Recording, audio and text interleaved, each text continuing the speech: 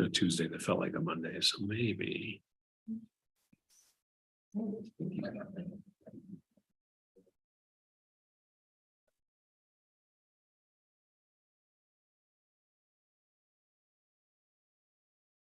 Okay, we are live streaming.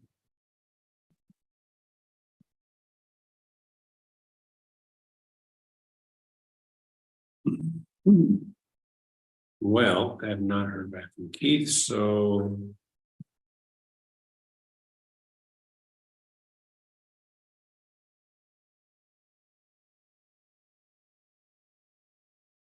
So we will begin. I will call to order this first regular monthly meeting of the Village of Trumansburg Board of Trustees.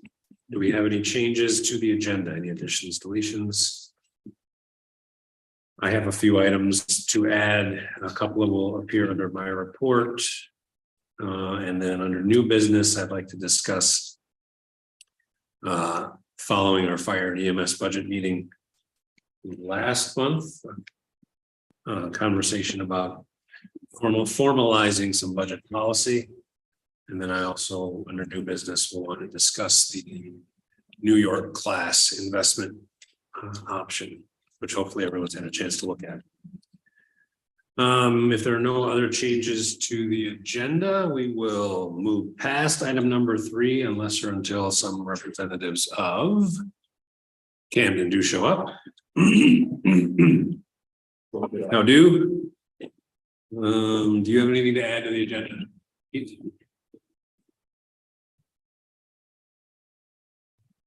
So we will table the Camden group presentation unless or until they show up. Which brings us to item number 4, which is our public hearing on proposed local law D4 of 2023. The code enforcement regulation. There's a letter there now. There's a letter there. That's new. Yeah, it's a recommendation here. I think some version of the draft. I don't know if I used it for. And so it's essentially. Cool. So I would entertain a motion to open the public hearing on proposed local law D4 2023 code enforcement and regulation. So moved. Second. All in favor? Aye. Aye. Any opposed? We are in our public hearing for proposed local law D4. This is an amendment, or actually rather it replaces local law number 2 of 2011. And it essentially just spells out what the duties and role of the code enforcement officer is. Most of this is is boilerplate from state law, but it's an update to existing local law. And seeing no members of the public present in person or online, I would entertain a motion to close the public hearing on proposed local law D4 2023 code enforcement and regulation. So moved. Second. All in favor? Aye. Which brings us to, if there's a need for discussion, we can certainly discuss it, but I would entertain a motion to adopt proposed local law D4 of 2023 code enforcement and regulation. So moved. Second. We have a motion and a second. Are there any questions, conversation, discussion?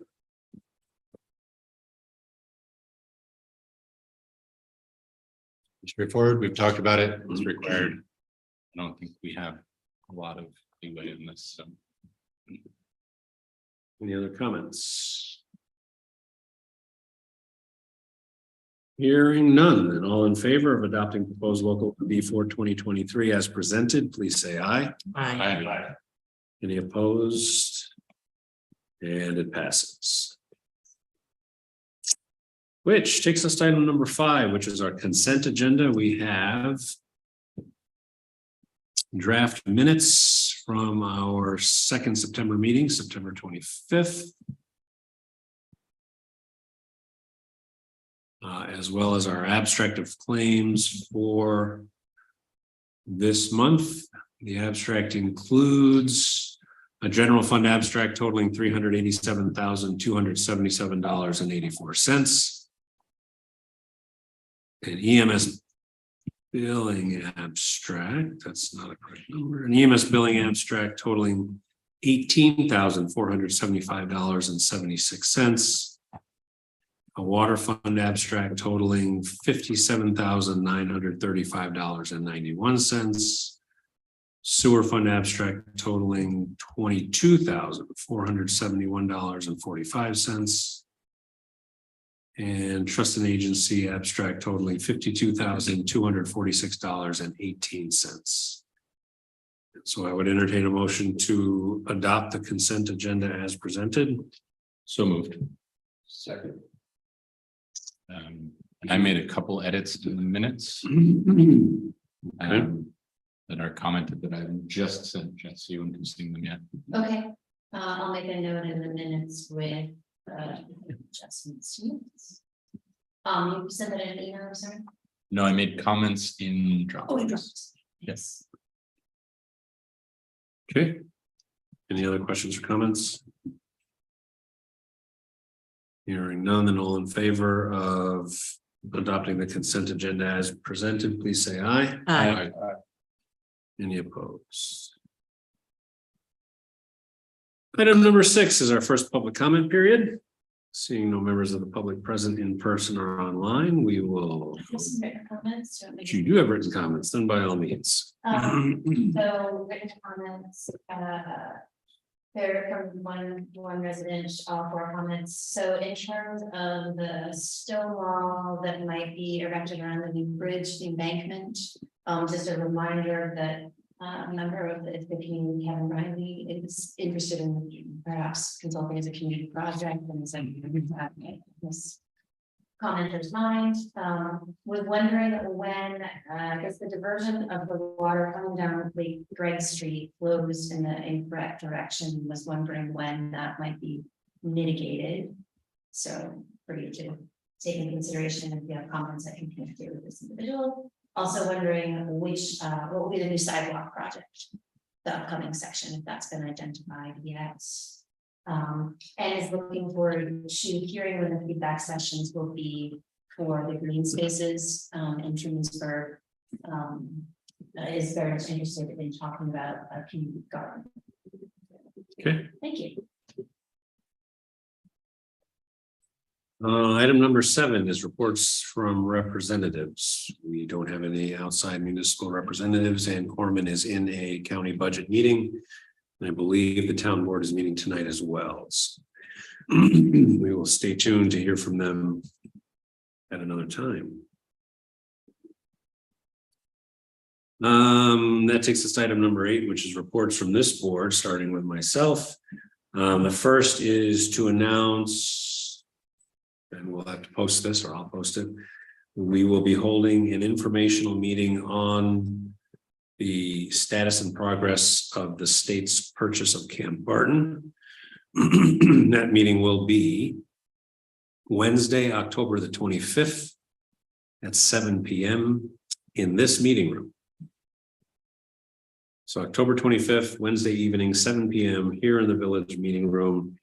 The folks present will be the Local Development Corporation Board, as well as folks from New York State Parks and the Boy Scouts. So we will be bringing everyone up to speed on that project. It's been February of 2022 was when we had that meeting at the fire hall. So it's been what, 20 months since we had any substantive update for everyone. So hopefully if anyone is interested, the meeting will be live streamed and available on Zoom. And I'll have all of that information available later this week. So tell anyone you know who has had any interest or any comments or shared any information, correct or otherwise, on the Camp Barton project. October 25th, 7 p.m. They can get a good update. Fair to any other trustees intend to attend that meeting? Trustees are welcome to attend as members of the public. It's So I don't have to notice the special meeting. it's the LDC board plus Parks plus Boy Scouts. Okay, great. I would encourage everyone to attend if you have any interest or watch online or join via Zoom, but it is not a village board meeting. Let's see, there, we have some, where is it? In the Dropbox. Alphabetically, it's GTC MHIC. So as hoping everyone is aware, the Village of Trumansburg is a participating member of the Greater Tompkins County Municipal Health Insurance Consortium. The consortium is governed by New York State's Department of Financial Services, among other entities. And one of the requirements is that the municipal cooperative agreement, which governs the consortium, anytime it's amended, to include when members are added, that municipal cooperative agreement must be reapproved by each participating municipality, which is starting to become a little unwieldy because we have 64 members now.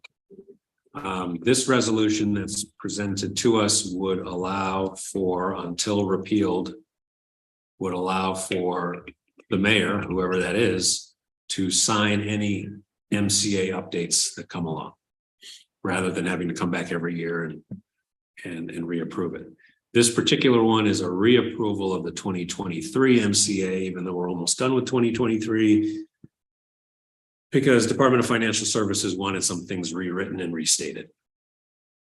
There'll be a 2024 MCA, which needs to be approved within the next couple of months. So this resolution simply says that whereas the Village of Trumansburg, as a member of the GTC MHIC, must approve any changes to the municipal cooperative agreement by resolution, and whereas the GTC MHIC must amend the MCA annually when any new members are approved, and whereas from time to time other changes are made to the MCA as necessary, and when changes are made, they are reported at the annual meeting with membership approval. Now therefore be it resolved that unless or until rescinded by resolution, the mayor of the Village of Trumansburg is approved to sign without further action any GTC MHIC MCA updates that have been advanced at the Board of Directors meetings and approved by the Department of Financial Services. And be it further resolved that the GTC MHIC is directed to keep this resolution on file to accompany any Village of Trumansburg mayoral signatures to amended MCA changes. And I would entertain a motion to approve this resolution. So moved. Second.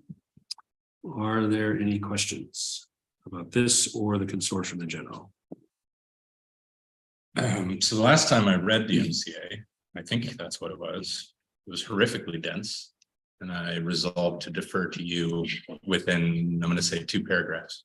So this feels kind of redundant to some degree, but if it's not you, and the mayor is someone different than our consortium rep, or not well versed in it, I have a little bit of concern about just having it be the mayor. I think prefer the consortium, the appointed liaison to the consortium. So if we go this route, it has to be the chief executive, whoever that person is, that signs the MCA. Now, you can certainly at any time go back to this board reviewing and reapproving it. But then once it's approved, this chief executive would need to sign it. It's not any less dense than the last time you looked at it. I cannot imagine it would get less dense. Those documents never do.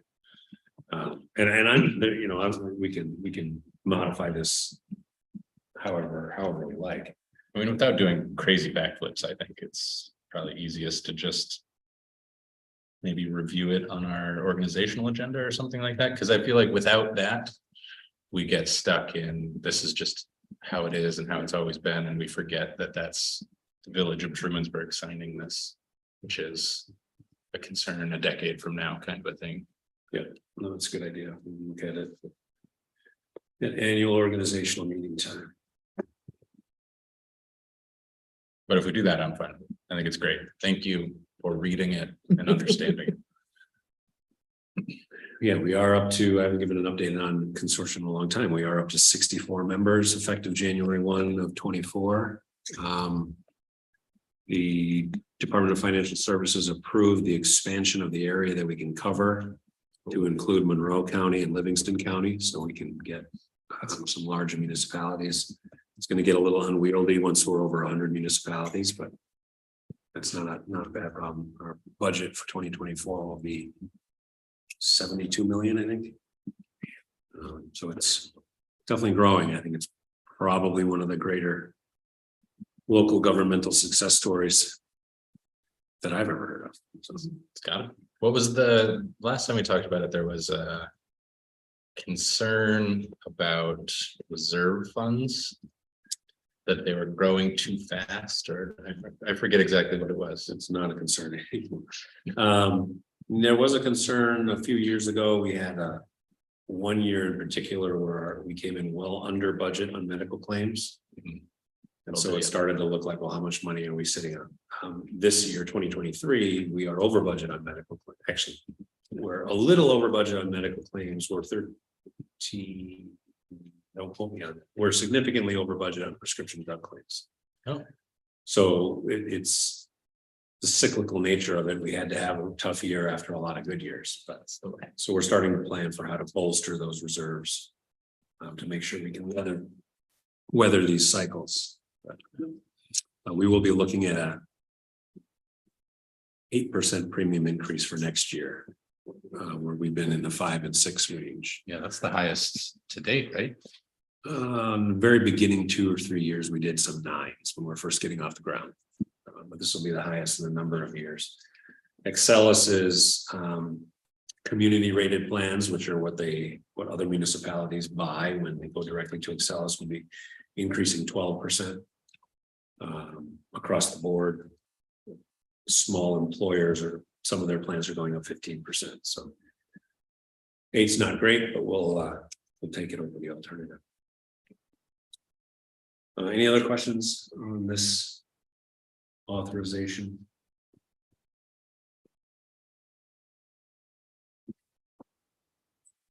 Hearing none, then all in favor of this resolution authorizing the mayor to sign this and future MCA updates, please say aye. Aye. Any opposed? Okay. That is it for me for now. Fire and T-Bird Chamber. I have nothing. I was in travel purgatory. And I was worthless on Wednesday when I got home after almost 40 hours of trying to get home. So I have nothing to add this month. Okay. Except that you survived, which sounds like an addition. EMS Youth and Street Tree Advisory Committee. I also don't have much, so I'll try and get through it quick. So first for calls, Covert 8, Hector 5, Interlake and 7, City of Ithaca 1, Town of Ithaca 4, 1 in Lodi, 1 in Mecklenburg, 2 in Mecklenburg, 2 Ovid, 1 Romulus, 27 in the village and 38 in the town, total 96 for the month, which is, we're trending well over 1,000 for the year. That is really all. I think most of our exciting news for EMS came last budget meeting, or I'm sorry, last regular meeting. And I don't have much for the tree committee, although I did want to note, and the committee hasn't actually talked about this yet, but the CCE does a community pruners program in the city of Ithaca. You may have seen the volunteers out pruning trees. The town reached out to them to ask if they might be willing to do something similar in the village. It's a little bit of an interesting situation. We don't have that many street trees. So if volunteers were going to prune trees, we would need like 1 tree per volunteer or something. Like I think the cost of the contract is in the 3,000 range, I think, which would, it's an astronomical amount basically to pay. So I'm going to bring it back to the committee and see how we feel about just a general, an outreach to the community. Learning about trees is something that most people don't do. So this may be an opportunity, I think, to help people understand, a little bit of what a structurally sound tree looks like, and those kinds of things. So hopefully, basically just as an educational outreach rather than this is how we're going to maintain our street trees. Because again, we just don't have that many of them. So like I said, I'll bring that to the committee and I'll see what they You say. mean as far as the village, that the village owns, the rest are private properties? Right. So there's a lot, I mean, our risk mitigation program for trees impacts private property. But for the trees that the village owns and we take care of directly, there's very few. I mean, the sidewalk district is basically the new Main Street areas, all of those trees, and then the new South Street. And that's really it, outside of obviously, on this plot of land. The fire hall. But there's very few. And generally the ones that we do have, like this hemlock out here needs pruning. But there's not a world where volunteers are going to do, we have much more mature trees than volunteers could handle. It's really more focused on, pruners from the ground and maybe saws and that kind of thing. But in any case, just something to be aware of. The other piece that I wanted to mention, I haven't given an update on the Youth Commission in a while. So those are ongoing and seemingly endless talks with CCE for the Youth Commission contract. How do I say this, Keith? They fell apart. They sort of petered out in a very anticlimactic kind of we tried kind of, I don't know exactly how to say it. I felt like in some ways the Youth Commission and CCU were just ships passing the night, sort of saying different things, not really connecting. So I felt at times like I was the only one interested in actually putting some direct conversation, and everyone else was sort of going away, which was very confusing to me. That said, I think everyone involved, and particularly the Youth Commission, is really committed to ensuring that we have positive youth development programs in the town, village, and school district. So we will be working on, basically our next few meetings are going to be talking about what that means and how we do it. If there's other partners that we could find in the community, if that's something we want to run in-house through presumably the town. I think they have the apparatus for it. But we'll see how that materializes. At this point, we will be kind of the odd one out. Every other municipality in the county does work with CCE, so we will be at something of a disadvantage training wise and that kind of thing. But I think we have the commitment to it and sort of the in-house expertise and energy to make it, make that an advantage rather than a disadvantage. I think we will be starting in a new place. Hopefully, it's one of those things where it's an uphill battle, but hopefully not having the history is something that we can make work for us instead of against. But we'll see. And that's all I have as far as updates go. Okay. DPW water sewer CPZR farmers market. Yes, so not too much for me either. I closed my notes already, so we'll just pop it up away. Just a quick note on the CPZR side, we did hold a public forum for short-term rentals. There's a draft law out, fairly well attended. Primarily actually a collection of short-term rental owners, which is very interesting. I was expecting a stronger showing from folks who have concerns about short-term rentals, but it didn't seem to be too terribly much. But that said, we've had a number of kind of interesting conversations that came out of some of the feedback and some other thoughts that were sparked from that meeting. So more to come. Our next meeting is next Monday, and we will continue to see where this evolves. I'm starting to wonder if it's worth it at all. We will see where we go with this. So that's a note there. Not much on farmers market, and really much to bring up around DPW, except for all the permissive referendums that are in the Dropbox, of which I'm somewhat aware, but might need to lean on others for some details at times. So let's see, we'll just take them as they're listed on the agenda. So there is a progressive referendum for equipment reserve for backhoe. So that this comes in two different splits. We split this between water and DPW. So you'll see that there is Right one. The first one, the Dropbox, I'll read it out loud. I guess, well, actually, this is not in the form. This is the permissive referendum. So then I'll make a motion to appropriate $22,000 from the DPW equipment reserve, subject to permissive referendum for the payment of a backhoe 2-year replacement cycle. Second. So it's the lease, right? Yes. Yes. Yeah, it is actually, at least, It's a. If memory serves, it's a Caterpillar program where we trade in the backhoe every 2 years for a new one. So it's like a lease with a recurring new Right. backhoe every couple of years. I think it's $44,000 a year split between the two. Rather than create the line item for the budget. Right. When we did this one, we chose to pay for it out of reserves each year, which is why the permissive referendum is required.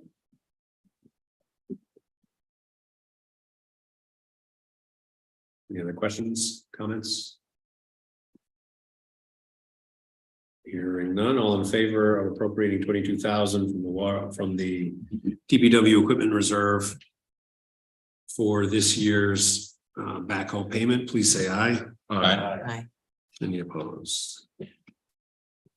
and then, right, so the backhoe is split between DPW for DPW usage and then water for water usage, things like digging up the water and breaks and so forth. So that's how we do the split there. So then I'll make another motion to appropriate up to $22,000 from the water reserve for the payment this year's backhoe.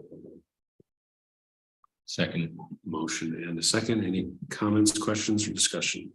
Is there any problem that these are all dated October 9th? We'll have to change that to the 10th. I don't think it's a problem, but good call.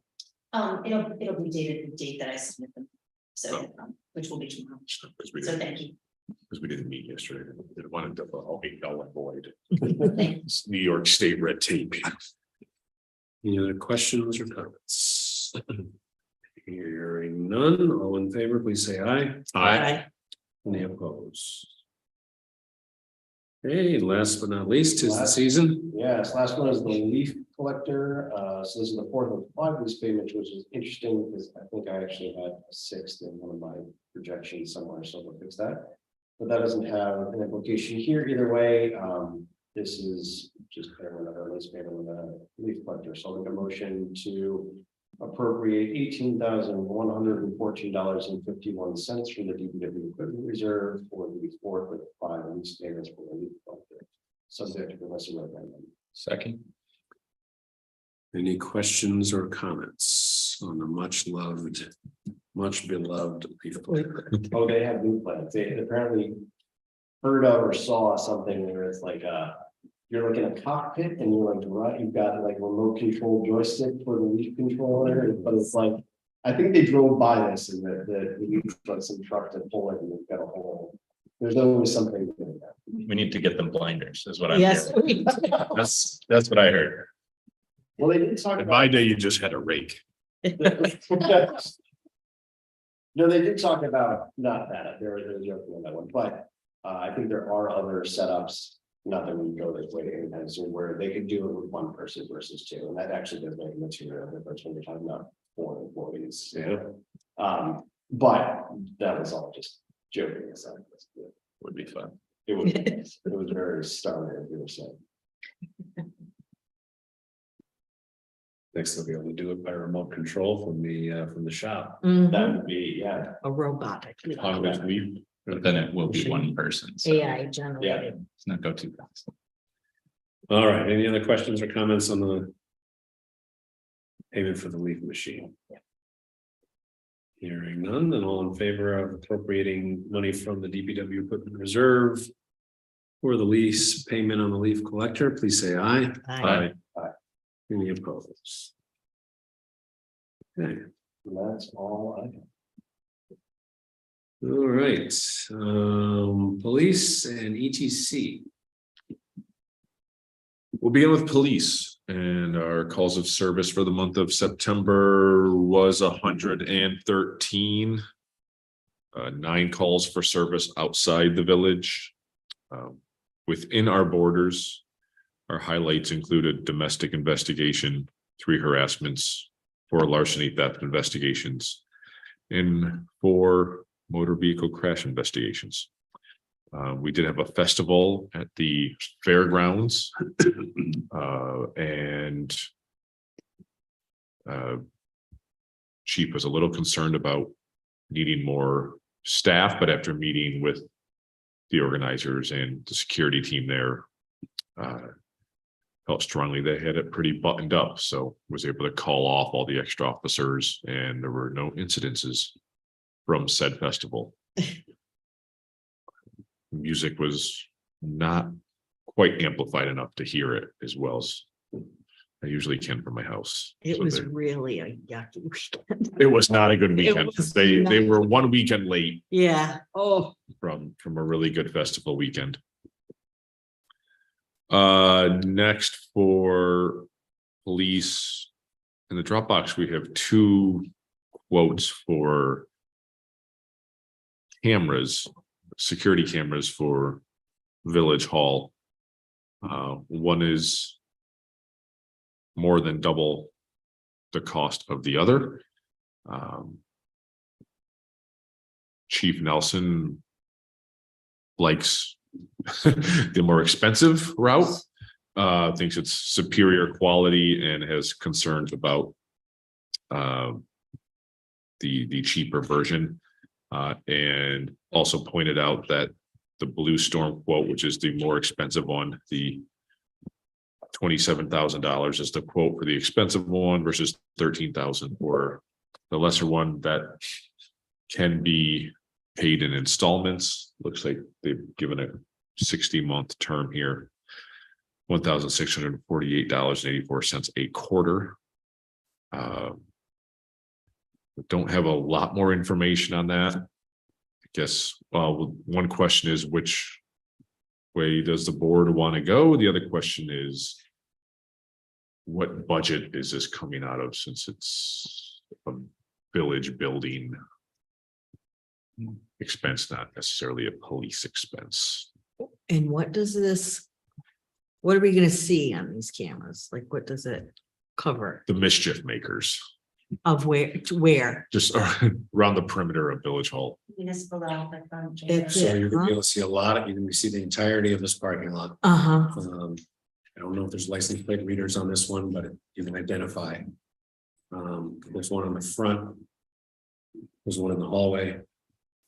And I believe there's one above the reception window in the clerk's office. I don't know if it's above the window or if it's further back, but it's designed to see the window. any outside cameras that face towards Main Street Yeah, on the from- porch, from the porch? I have to go back and look. I believe in our procurement policy, if we don't go with the least expensive quote, there's some justification necessary. I think it's just a written justification. I don't think it's a high bar. No, I don't think it's a high bar, but there's a step.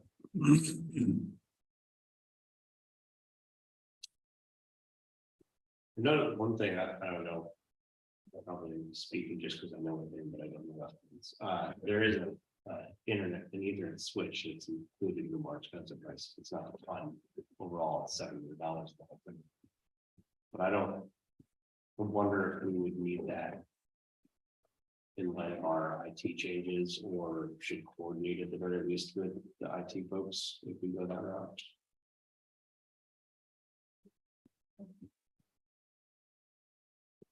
It was mentioned that the quality of the alarm check camera was not much better than what currently exists. Maybe Keith has something to say about that. No, I mean, that was Chief's main concern is the technology used in the cheaper version will result in poor quality. And I suppose if we're putting these up to try to monitor and potentially identify people. You want the higher quality, but I'm actually not that knowledgeable as to what the current cameras look like, if they are, Super grainy. if they, is it, You can't. So you can't make out a face or a license plate, part from the side.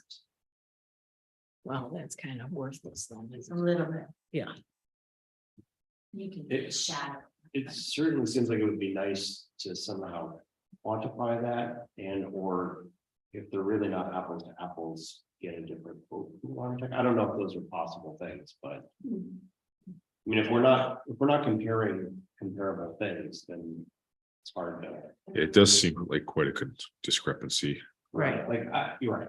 Yeah, I think we all feel slightly nervous to approve something that's more than twice the amount. But if Yes. It's not the same thing, and that makes that. Then that would make a conversation- huge difference. So if we went back to them and said, this is what, you know, Right, we're looking for. we're looking for, what can you do it for? Right. Right. and then- Yeah, I agree. Our office. Yeah. Okay. Yeah, do that as far as making sure that quotes are comparable. My conversations with Chief revolve around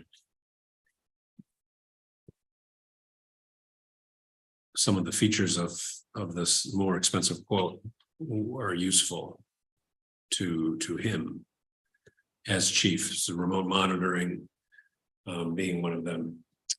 Cloud-based storage, I think, is the other. But we should definitely make sure we're comparing like services. If we do go with a higher quote, we need yes, documentation and an explanation as to why the contract is awarded to other than the lowest responsible bidder. So I would think that that would be the justification if we go back to the other company and say, are we comparing Right. equal quality cameras and the other one has this, can you provide that? And what would the quote be for that? I think, Or maybe they can't provide something. and maybe they can't, and that would be the justification for going with the higher Right. number, but So you'll work with Chief on that. Okay, we continue to try to prepare and find a replacement for the retirement of Sergeant Peters. We have not found that sergeant yet. We also continue the search for a third full-time officer. The goal was to have that person in by December originally when we approved it. Chief says the exam was just completed. He's waiting to see the results of who's in the pool is possible hires. There's one officer who's currently, I think, at college who has expressed interest in going full-time with us. So that could be a solution for the full-time officer. Certainly, as you may have heard, IPB approved a recent contract, which has a fairly significant pay raise.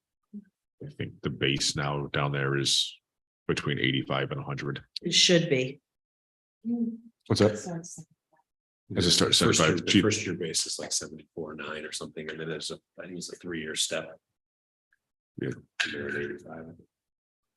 So, that will, I think this time a year ago, we probably had a advantage on people wanting to work with us and maybe not work there. Chief thinks it could start swinging back with that type of salary offering. It'll be hard for us to compete when we're generally budgeting 58,000 for this third full-time officer. So, but we're going to continue to look. And again, he thinks there might be an officer who's currently at a college, who's, I think, waiting for test scores to come back to might be an option. So that's where we are on that. And then Halloween is coming up. We will once again, in the Dropbox, you'll see that that now old, really makeshift image with the construction barricades on the Google map, the image that keeps on giving. That will be our plan yet again. Chief's all in on it, so we'll be blocking off those same streets on October 31st, which I believe is a Tuesday. We used to talk about doing it only on Fridays and Saturdays, but I think that's think that debate is kind of lost steam. So Tuesday, the 31st, 5 to 8, we'll have these streets closed to help make trick-or-treating safer. I think that's it for police in terms of ETC. Work on our pollinator garden has begun at the water tower area, the green space over there. I think we've heard from some of our volunteers that there's been some concern from neighbors on Halsey that don't trust that what's being done has been approved. So I'm here to say that it has been. And again, this is strictly the pollinator garden that was part of the grant we received. This is not the beginning of the full scale plan for that green space. We will have public meetings to discuss ideas for that in the near future. But again, this is just a pollinator garden that's going in there, has been approved. DPW is assisting our green space committee in implementing this. So we have signage, I believe, going up on the premises that will help with the education, and we're going to start putting stuff out on social media, and there's also stuff on the website currently. So any questions or concerns about that, happy to email me or the village or anyone of authority here. It's just the berms, Just right? the outside Yep. berm. Yep. Yeah. Like more like creating a natural berm. And when do you meet the green space?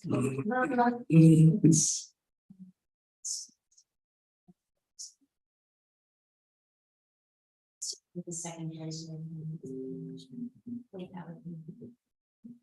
Yeah, let me get back to you on that. Okay, and you know, meet here or, No, we typically meet at sometimes. okay,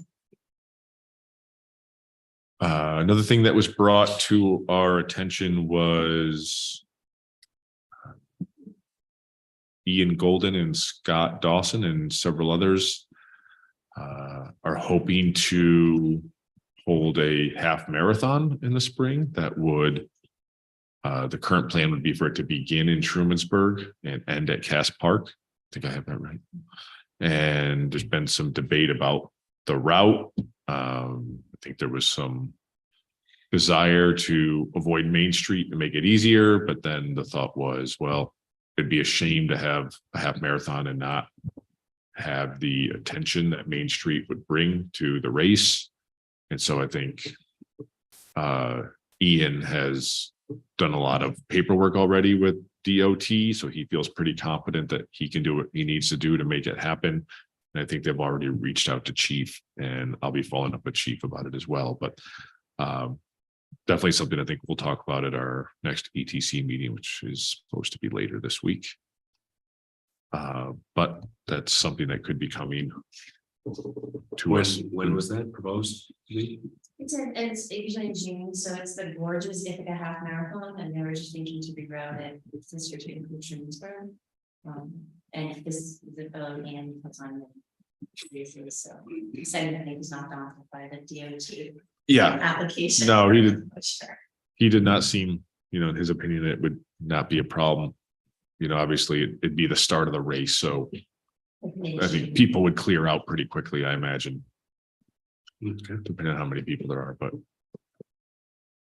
I think the thought was that kind of having the business corridor be the start line and people rally around that would be nice. Any thoughts on that? Do you know if the trust company is a sponsor? I don't know.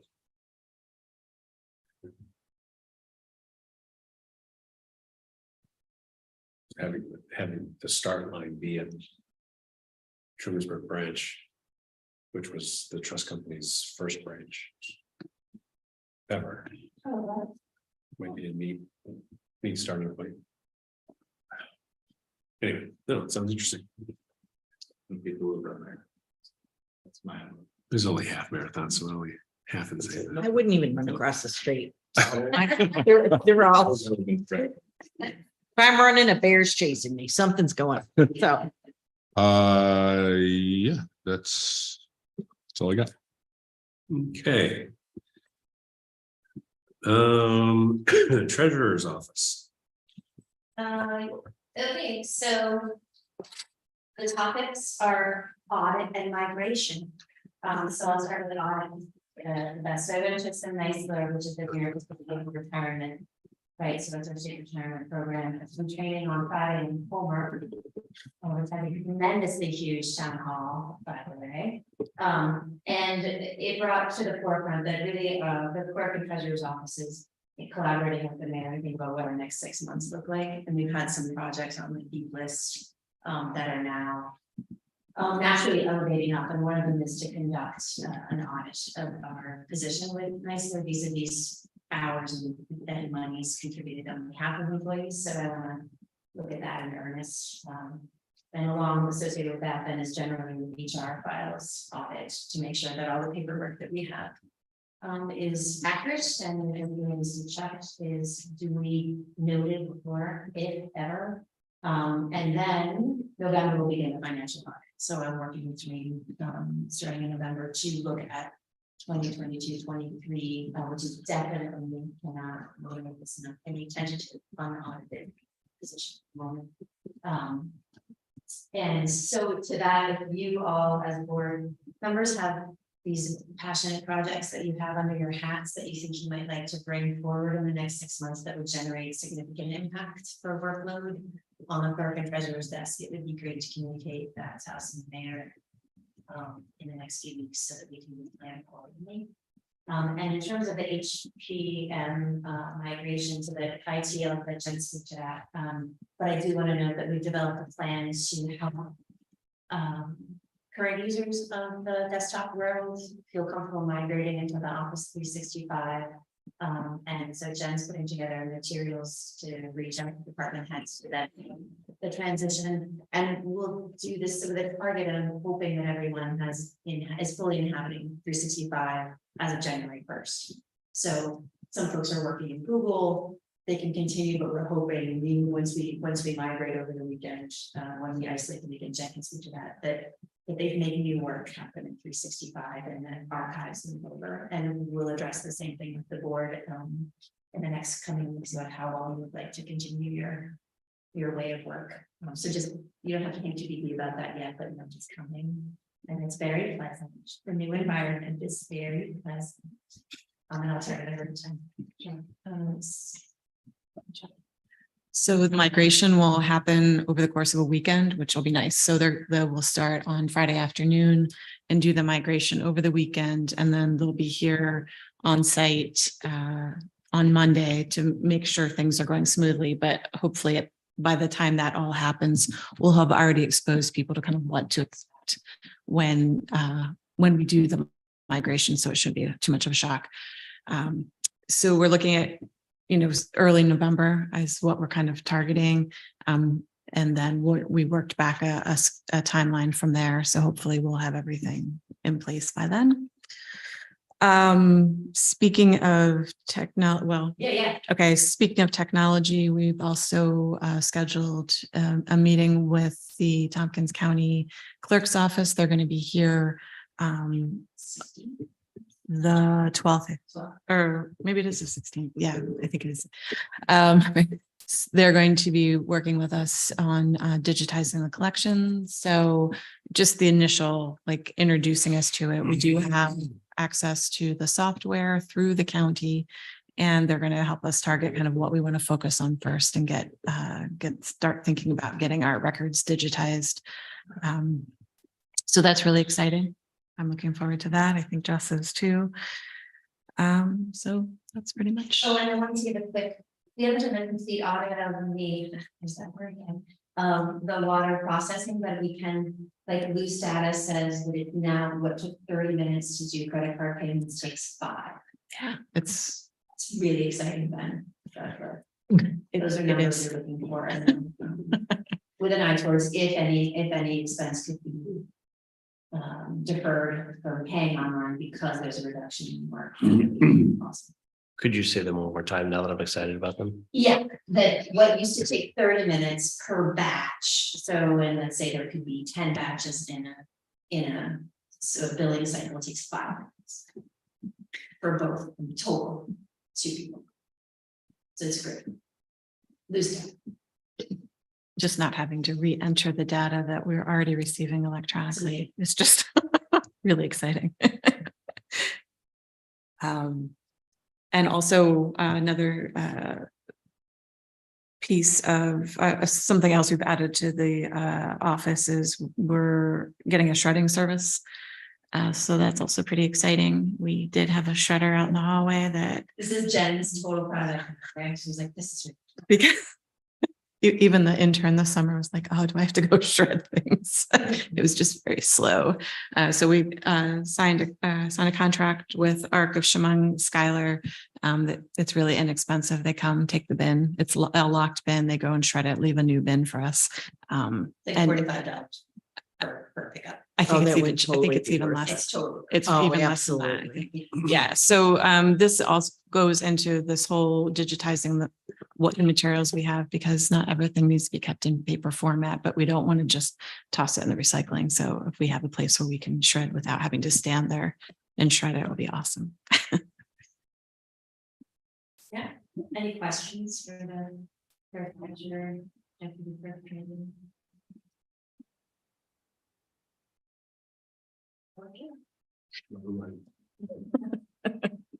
Okay. Anything else from the front office at all? All right. Thomas, doing one.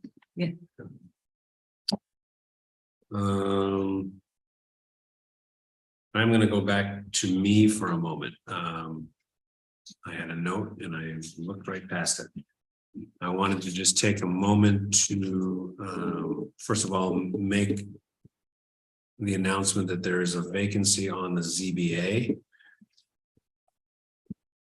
We have a vacancy on the planning board, which I expect to have filled by our November meeting at the latest. We now have a vacancy on the ZBA, which I hope to have filled in the next couple months. I do want to take the opportunity to thank Peter Meskel for his service on the ZBA. He is in the process of moving, so can no longer serve in that capacity. Most people will recall that Pete is not only a Trumansburg local, but served on the village board back in the early 90s before running for county legislature and subsequently sheriff. He served, I believe it was 3 terms as sheriff. So I appreciate him coming out of semi-retirement to serve on the ZBA for these last few years. And so I will be, as I mentioned, I will be filling that vacancy hopefully within the next couple of months. Which takes us to item number 9, which is old business. We have our ongoing discussion of proposed sewer rate adjustments. Yes, so in the Dropbox, there is an updated document. Just to kind of refresh our memory of where we're at. We are giving the sewer rates the same treatment we gave the water rates, which is to say kind of doing a projection forward and making sure that we're in a good, healthy financial state. As a reminder, the water and the sewer funds both have to be self-sufficient, so they need to cover their costs via the rates that we charge customers. There's no property tax associated that goes into this. And so last time we chatted, we had talked about kind of 2 options. One is including some sort of, well, actually, let me do it the other way. One is our current setup where there's a flat fee per user. As we go forward, we'll have to add a capital fee, similar with what we've done with the water to cover repaying of loans. And we can calculate out a new cost if we don't add it, if we just kind of go with the flat fee approach. But in looking at this, our financial advisors had suggested we entertain the idea of a usage fee being included. So that would be recognizing that not every drop of water that you use in your house goes down the drain, right? We water our lawns, we wash our cars and so forth. But recognizing that much of it still does. And if we don't include some sort of usage part or component, you end up having users that are heavy users of water and the sewer, therefore, are kind of being subsidized by those that are using less of it. But that is a shift, and we've definitely, I think this board in years past has considered this before and continued to come down on the flat fee approach. But I wanted to raise it again here. And so last time we talked, we were looking for a little more detail on kind of who this impacts most and in what ways. So there's a table in the document on their impact. We have residential users, commercial users. I don't actually know what M stands for. Maybe somebody else does, but we have different user types. I've split them out that way. Mixed use. Mixed use, right? And then tried to kind of understand, people in the middle of the 50th percentile, how would they be impacted? And in general, not even in general, all across the board, the median payer would see a decrease in their bill if we do a usage charge. But you can start to see as you get to the really low users and the really high users, obviously the really low users are saving the most, the high users are paying the most. The biggest swing is on those commercial users, which kind of makes sense because they're going to be the ones typically using the most, and see that raise up quite a bit at the most extreme ends. So this is some of the data I think we were asking to see last time around. Collected and put it here, and just kind of want to open it for thoughts and conversation about where we want to take this next. Is that impact section, does that include the capital charge? That is their monthly bill. That, yeah, all of, I believe so. Now On the spreadsheet you sent out, I think it was either in both or it was in neither. right. It's like it's Because this is comparing, it's not comparing versus our current charge, but comparing between the two options. So I think it's kind of a wash. I think either way it's in or it's not, but doesn't really matter. I'm looking through that spreadsheet so long ago and I can't. Right. I know. I kept wanting to bring this up and we've been otherwise occupied. Yeah. And if we want to go back and sit with that again, or, I can pull other kind of synopses out, I'm happy to do that. I would like to try and get this buttoned up by the end of the year so we can message it and start rolling it out. I would like to see the first, we'll probably split this into two and see the first increase hit the bill that for January and February. So that February bill, or I guess it goes out in March, but. So I guess that would, the next question would be, how do you want to message this? How do you want to message it? Do we want to use the state of the village as part of that messaging? Prior to the first bill that actually goes out with the increase on it, even though That's a good point. Yeah, we should use the state of the village. So maybe that means that pushes it towards the bill that goes out in not the January, February, but the March, April bill. And we could say it in February and it comes right after that. Go either so way. there would be a bill going out in March. Right. So we could talk about it. Well, we talked with state of the village is usually end of January, beginning of February. When was our last bill? September. September. Yeah. September. So November, January, March, May. Yeah. So we could still do it then and talk about it, and that bill would show up another 4-ish weeks later, which would hopefully be on people's minds to the extent that it will be. I just want to make sure the messaging is good. I do like phasing it in. If it's March and September. Well, September's never fun because that's school tax, but. Yeah, I mean, the messaging I would have is, the capital charge is what it is, right? We need to start paying back the loans. That's what we're seeing. We kind of knew this was coming. from the projects, the capital projects that we've been investing in. The difference between going usage or not, in my opinion, I would say that most people will see a decrease in their bill by going with usage, and we will see people who are heavy users of the system paying kind of their weight of that cost. And I think that creates a more fair rate, structure.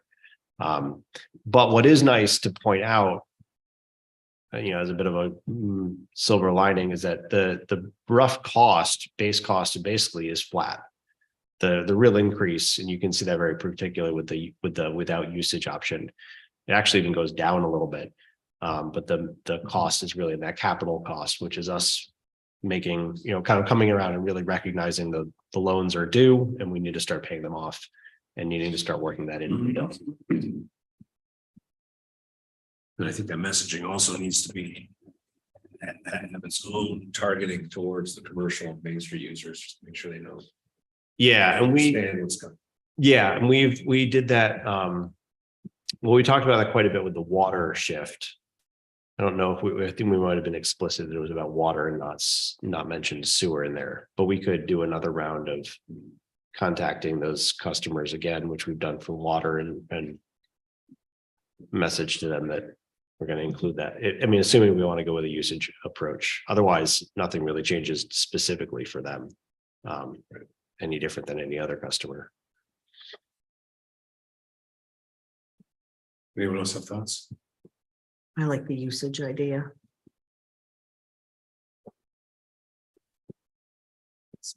I like the usage idea. I guess my only thought is, if we're applying that to water now, and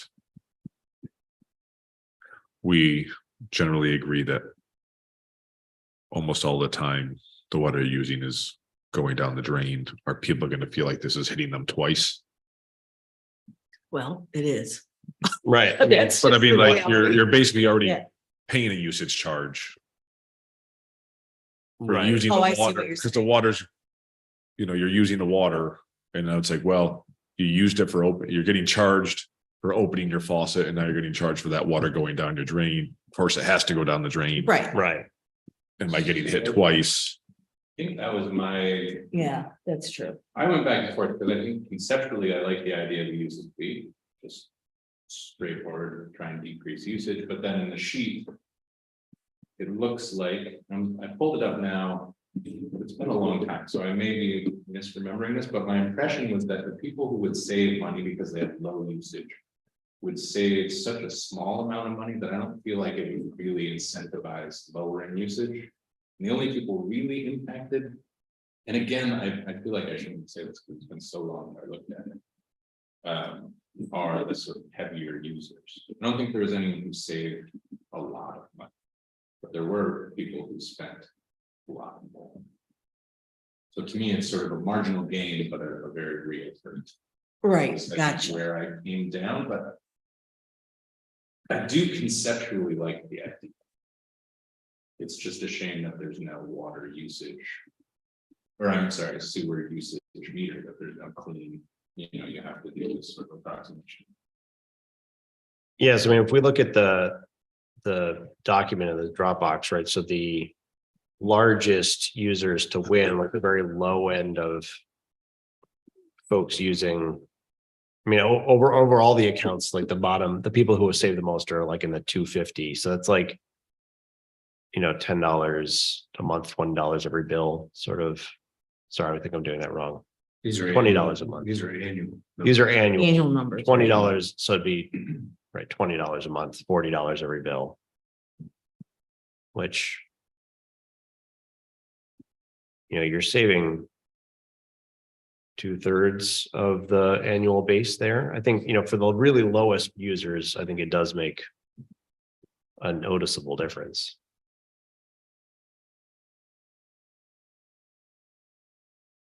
I think for the kind of median people, it's a coin flip, right? You're talking about the median residential users saving $2.85 over the year. Right. But I think, Well, that's by design. I mean, a little bit, yeah, right. I think if you look at, right, the people who are really using very little. Or the other thing that you end up starting to see is some of these places that, trying to think of like what that situation is, because like. The Trumansburg County Estates, which is an interesting one, like one of their buildings loses costs a bunch more, and the other one costs a lot less, and I didn't dig into understanding. Well, so I think it's Juniper Manor. That's probably another one. One is up, one is way down. I think both of them had that, which is an odd situation. Yeah, Juniper Manor was the one that I was looking for specifically, because I know that. Yeah, they end up saving on the order of like $400 over the year, but it's one building goes down by almost 18 and the other one goes up by 13. So it's an odd setup there. But I do think, I think we can, for me, it comes down to the conceptual piece. Like, I do think that continuing to move in this direction of, to your point, Keith, we are charging people twice. They're two different systems, right? If people had their own septic, which some people do in the village still, they don't get charged a sewer rate. Right. And they, but if you don't, and you're dumping your water down the drain and it needs to get processed, then it makes sense to get processed based on the amount that you use it, in my mind. I feel like I should say that I have septic. And then my day job is one of the biggest users, probably because I don't know, the school. The school is probably big. What did you say? So I feel like And my I work- perspective is not the meter. I am as far on the other side. as I Right. can be. How does this treat a single water meter with multiple sewer units? So like a duplex or something with 1 meter in, but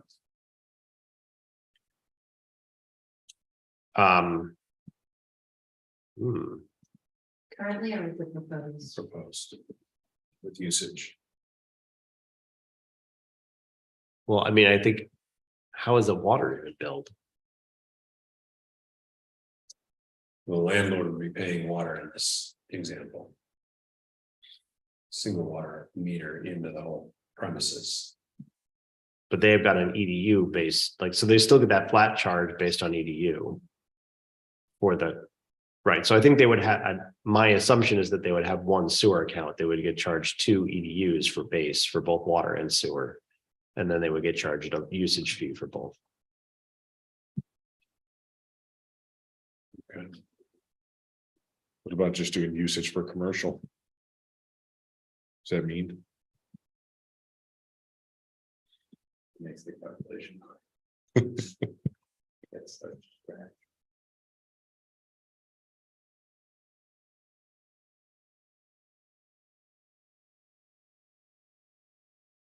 Yeah, I don't know really what that would get us per se either. Does charging the usage, is that? This might be a bad question, if there are such things. Some people don't think there are, but would this, does this help us pay that loan faster? Or is this just basically covering cost? It's just covering costs. The loan is separate. That's the capital Right. charge, and that's the same either which way. Yeah. So this is about how do we apportion the just day-to-day maintenance and operation of the system across the users. So it's got to go up. Just a question, does everyone pay a little bit more? Well, definitely has to go up. We deferred some intended, so we were actually planning to tackle some sewer rate increases before we got to the capital charge conversation.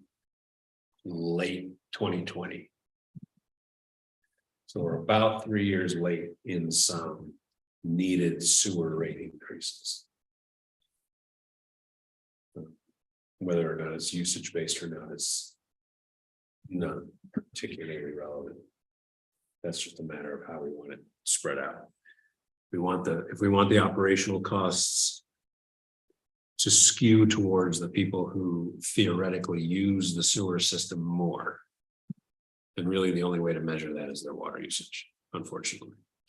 I think it's just recognizing that, like, it is imperfect, but it is better than nothing, right? Like it is clearly more accurate than saying everyone uses the exact same amount of water, which is even more inaccurate than the fact that not all water goes down the sewer. Right.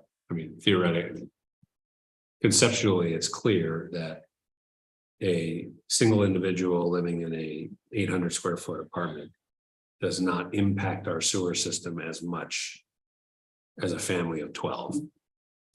Is that true though? I mean, I don't think there's really variable costs associated with our sewer system. We're so far below capacity that in order to actually hit a spot where usage matters, we would be, we're talking like rainwater, leak bill, I&I situation, right? Like, I agree with Ben that conceptually matters, but I don't think, like, we're not in an fire and EMS situation where we're, No, usage is the defining feature. not to be graphic or gross, but if we think about what Does it matter? if we think about what the bell press is pressing, Right. family of 12 is going to have a lot more usage out of that press than the single individual. Yeah, I mean, to be honest, I don't know the mechanics of the plant well enough to know, is that running on a 2-hour cycle or is that running? I don't know. So I'm just thinking about the actual quantity and volume of waste disposal.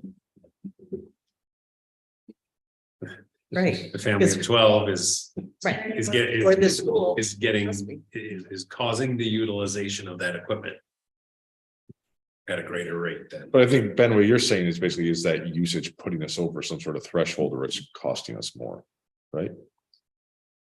I think so. I mean, my understanding is that we are substantially below the capacity of our plants.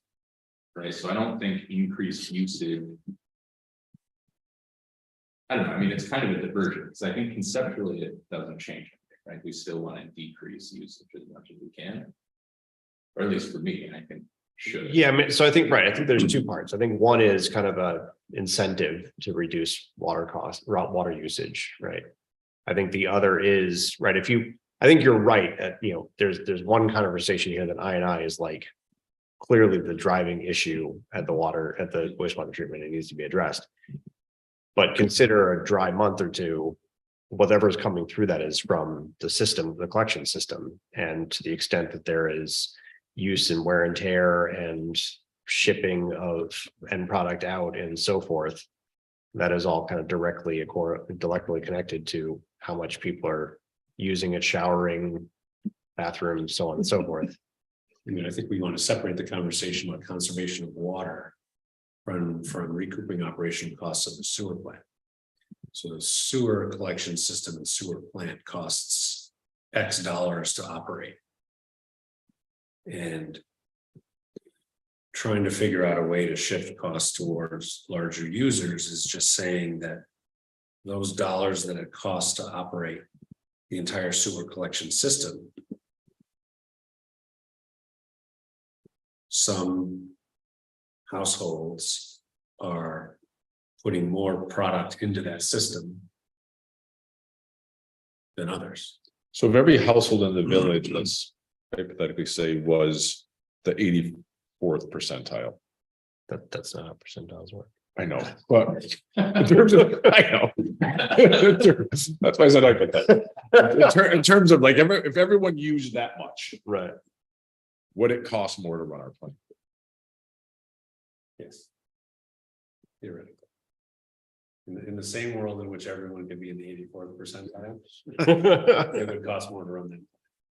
Well, in your example brings up another thing that I think is worth mentioning.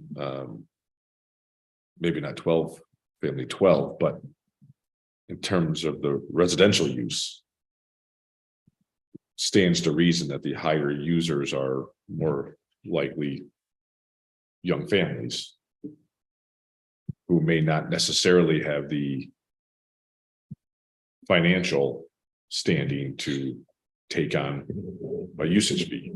Yeah, I mean, I would actually argue that it is, for most people, this is to kind of a little bit to Ben's point, even though I was pushing back, and it is a bit in a wash. Like the idea here is that we're already, right, so if we went with a usage fee, for instance, you're gonna see your base rate drop by like 150 over the year. So you're gonna see a substantial base rate drop.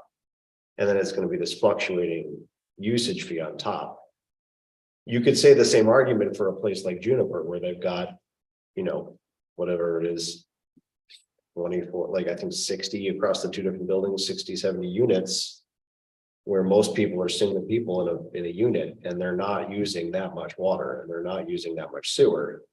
And they're gonna see in some places that really make a sizable decrease in their cost, because we're not charging a much higher base rate across everybody to make up for everyone's water usage or sewer usage. We can actually reduce that base rate considerably, and then have people that are using more pay more, and people who are using less pay less. So inevitably, and whenever you make the shift, you have winners and losers, right? Some people are going to use more, some people are going to use less. But I think there is a fairness to this idea. We're not charging everyone a fairly increased rate to cover everyone's usage. We're spreading it out and trying to find a mechanism that's not perfect, but directionally much closer to actual use and load on the system.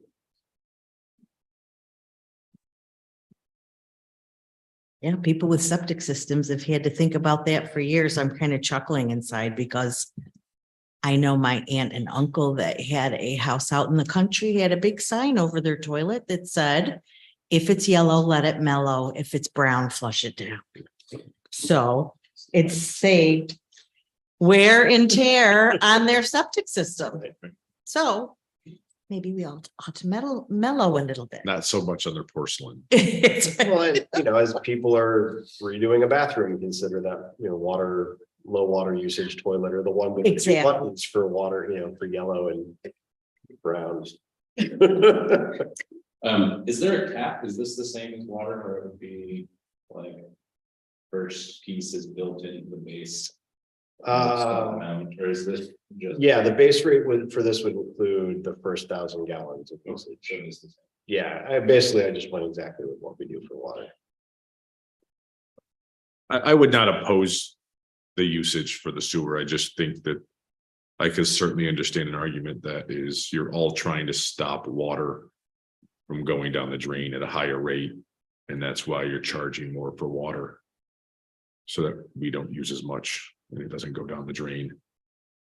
And then you're going to hit me you're going to make me pay for the tap and the drain. I would argue that they're absolutely, they're separate funds. They can't, you can't use. But I know we understand that. No, I know. Fair enough. And so I'm kind of giving the argument. I think that is an argument that people will have, and it will help to educate folks to say, there is a sewer fund that is separate from the water fund. The sewer needs to be whole for its costs from sewer users. The water needs to be whole from its costs for water users. Not all water users are sewer users, and we're trying to figure out a way that's the most equitable way to share that cost across all the users. Because you are already paying a usage fee, it's just flat. You are Right. already paying for usage, it's just not. Yeah, right. Everyone, It's not an yeah, additional fee. yeah. No, that's really right. To clarify that part, basically everyone is paying a usage fee, assuming that they're using a little bit more than 50% of the rest of the village. Yeah, I think I'll say basically what you said. I'm okay with it. I went through the data. I tried. It was not, it didn't bring in any like. It's so flash right. of, oh, that's the solution, you know. It would be nice if it was more obvious somehow, right? Right. It's just that. And just to be clear, you can't have 100% in the 84. I feel like we learned something. Do you want to work on kind of a one-page FAQ primer kind of thing, post on the website, and have Jen splash it on her weekly newsletter? We got a couple of months out of that. Plan on So good at FAQs now. implementing it in the new year with a reiteration of what's happening at State of the Village. Yeah. I'm just curious, do you know how many number of like properties or households fall into each one of these buckets? Well, I can find, let's see. That immediately to find that out. Well, no, it's super easy, like, it's just finding the total number of customers we have, which is just shy of 700. So each percentile is gonna be around 7. So 2 is 14, 16 is so on and so forth. Math.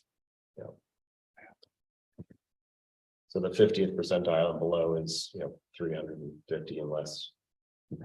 That's, that is 350-ish users.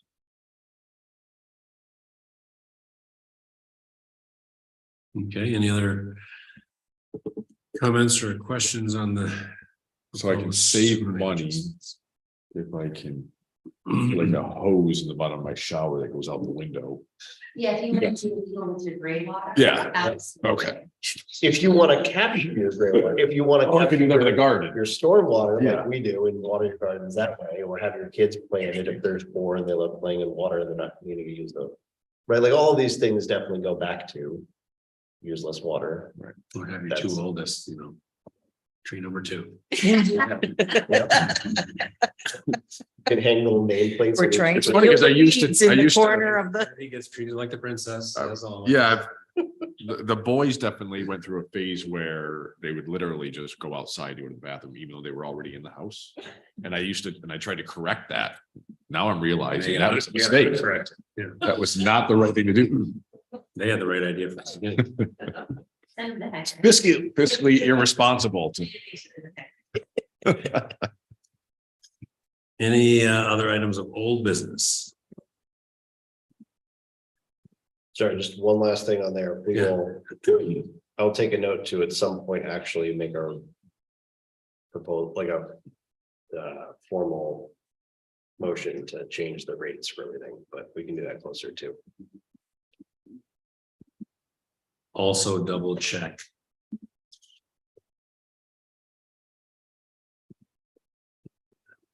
Either with Guy or MRB. So once upon a time, it took a local law to adjust your I rates. think that got adjusted in the new And law. that's what I just want to. I can double check that, but I'm pretty sure that section says that we can add from time to time by resolution. Something, I'll double check that. Okay, any other items of old business? I do want to say thank you for sharing that spreadsheet long ago, by the way. But I don't have any other. No. All right, new business, in reverse order of what I think will be the longer discussion. Hopefully everyone got a chance to look at the New York class website. Class stands for Cooperative Liquid Asset Security System. So New York Class is a municipal cooperative, not unlike the Health Consortium or NIMIR. What's 9? NIMIR is New York Municipal Insurance Reciprocal. They do workers' comp, liability type stuff. NICLAS is an investment pool that accepts municipal money under the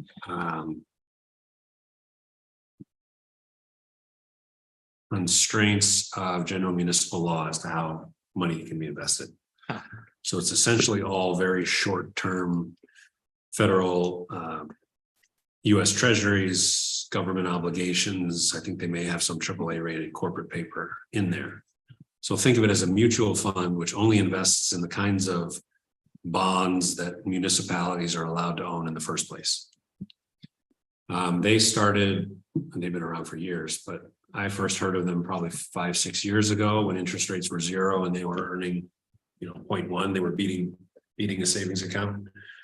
Now that interest rates are not 0, they are, I'm looking for their current today's yield, they're north of 5%.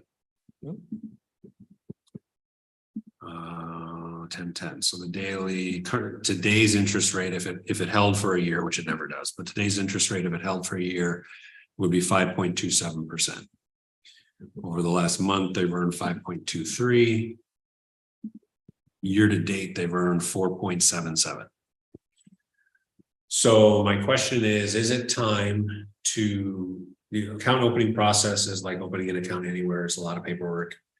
They have no fees to receive or send money. They have next day turnaround on ACH when we need money. I'm actually thinking of it initially just to see if we decide to do it, to see how it works. I'm thinking of it initially just for our reserve accounts. There's a little over $1 million in change in the general reserve and about $500,000 in each of the water and sewer. So 5% on $1 million is 50,000. So you're talking about $100,000 in total in interest earnings between all of those reserves. The interest earnings would have to stay in the reserve accounts. So then when we budget in the spring, if we're going to allocate $25,000 into reserve account X, come June 1, we'll have to go back and look, what did that reserve earn over the last 12 months? And if it's, again, round numbers, if it earned $1,000, we would actually move 24, not 25, as a way to get the interest earnings into general. And then do budget mods at the end of the year. Gotcha. Or alternatively, if Dwayne doesn't like that, we allocate the 25 and now the reserve account is just growing faster. We cannot move interest out of the reserve fund because it's subject to permissive referendum money. Well, So we can do that. except Be useful. except the permissive referendum is supposed to be for purchase. So we kind of have to do the contribute less to keep the You difference. probably end up sitting. We gotta do the funny. Run your numbers a little bit better budget season and go, well, we're 5K over where we thought we'd be, so we can just allocate less next year. True. True, yeah, that's the other way to do it. So that's the conversation it's a bunch of paperwork. It means myself and Jessica and Jen get to sign a bunch of things. And then we have an ACH link to NICLAS to move money around. Tompkins County is a member, several other municipalities are members. I think I heard tonight in the budget meeting, Tompkins County made $3 million in interest. So it's not nothing now, as I said, now that interest rates are out of the basement. So thoughts? So several years ago, we adjusted the investment policy. We created an investment policy, I think, is what happened actually. What is the status quo? Because we have some interest already. What's happening? We're earning 2% at the trust company. In that case, I'm in favor. No, zero reservation. We had looked at Years the liquidity of it. That was the part that I thought was the next day turnaround is. I think it's very. some years ago, we had looked at trying to ladder CDs, which we could do, but that's real work. This is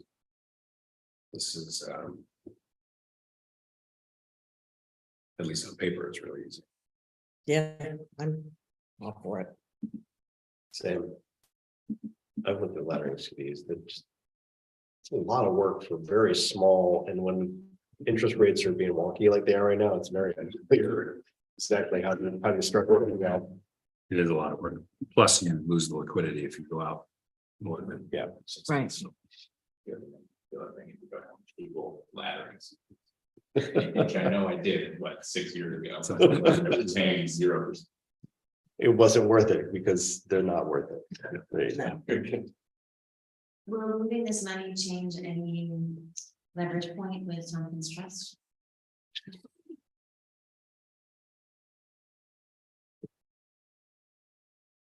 We just want that tremendous flow in and out of our checking accounts. I think if it changes anything, it should change it in our favor if they want us to consider moving money back. But they're paying us 2, we have the potential to earn 5. Oh, yeah. So 3% on $1 million is 30,000. So from the fiduciary responsibility to the taxpayer, there's $60,000 to $70,000 of difference across just the reserve accounts. I haven't yet decided whether it'll be worth it to put the general account in there at the end of June. And then as we spend, we start drawing it back. What would be the interest earned on all of the tax revenue that sits at NICLAS for a month? It might not be nothing, Right. but starting with the reserve accounts will get us used to how this works. See what the ease of use really is. Those monies don't move that much, except when we're buying a fire truck. Fire truck's a good example. That's gonna cost what, 7 something? What did we allocate for the one that's gonna be delivered in 2 years? High eights, yeah. Is it 8? Is Yeah, it 8? yeah, So call it 8. 5% of 8 is $40,000 a year. So we'll have earned $80,000 on that money while we wait for delivery. I mean, I think Okay. yeah. unless interest rates go back down to 0, which I don't see happening. Okay, so we will move ahead with getting the informational packet, get things open, get things filled out, and then whatever resolutions we need, we'll probably address at our second meeting.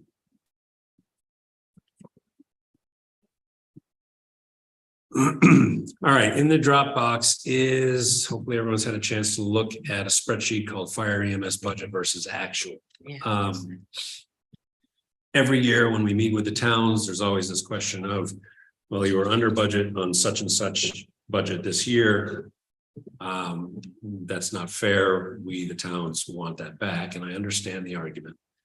What I did was I went back and looked at 2015-16 was as far back as I could get with any accurate budget spreadsheets. I wasn't able to find my own budget spreadsheets from before that. So starting with EMS, and I did share this with the towns. Starting with EMS, what we have is going back to 15-16, red numbers means we were under budget. So we were under budget for 3 years in a row by some dollar amount. Not a large amount. Then we had 3 years in a row, which I think everyone here remembers, we were over budget substantially. We had a $112,000 over budget year, followed by a nearly $63,000 over budget year, followed by a $78,000 over budget year. So those 3 years in a row combined roughly $250,000, which was nearly well, it was about 25% of the total budget for EMS in those years. And of course, we have to eat that. And now in the last 2 years, fortunately, and due in no small part to Joel's efforts, we've been under budget for a couple of years. So the argument against kind of knee-jerk adjusting budgets to whether we're over or under can be seen over a 10-year period with EMS. So right now, we're still, for the last however many years that is, not quite 10.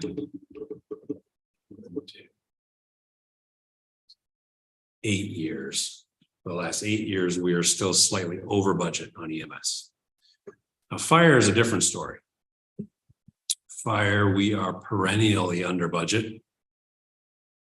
And if we go back the same number of years, we are under budget by a substantial dollar amount. So my question for the board is this: do we want to, and I think it's worth combining the two. They're the only two departments where we have direct contracts outside of the village. We have the same we contract with the same municipalities for both services. They are very much tied together with respect to the calls that they go on, and even if it's a fire only call, usually EMS goes for obvious reasons. Do we want to develop a policy, which of course doesn't bind the future board if they change their mind, but do we want to develop our policy which says that when a rolling, whatever, 8 to 10 year period of both budgets shows that we're under budget by a combined X%, that we will somehow return the difference or allocate the differential in that next budget cycle to the towns. So that we can say, again, develop the policy share it with the towns, explain what we're doing and saying the combined fire and EMS budget together is 1.7 million, and we have a target, quote unquote, of 10% plus or minus, picking a number. And if we are ever under budget cumulatively by more than 10% over some period of time, and that differential will be included in that next budget cycle as a return to the towns, so that it doesn't appear that we're hoarding money that we're charging you for that we're not spending. Kind of create some rules around the abstract that we've been talking about for years. I mean, going on a lot of years, talking about the same thing every single year. So my question is, do we construct something that says, here's why we're doing it, here's our parameters and guardrails? No, you don't get to vote on it in terms of whether you like those rules or not, but we're establishing them so that you know what to expect. And this cushions the village when we have 3 years in a row where we're $250,000 over budget in one of these departments. We can't go back and ask you for it. And we can't tack it on to next year's bill, at least not the way we currently do our budgets. Whether that would be a worthwhile exercise. I philosophically am very open to it. The devil and all of its friends are in the details. I think at one point we had talked about some sort of like a rate stabilization sort of approach. I don't know if that is something that's available to us. I can't remember if there's reasons that becomes tricky, but I like again, philosophically, I like the idea of tying them together. That makes it even more difficult to try and understand how you would actually allocate monies back to any one group of people for any amount of service. But I could see, again, like details, but in theory, this idea of if we're over, we put that amount into a rate stabilization fund, and if we're under, or maybe I have that backwards, we withdraw, right?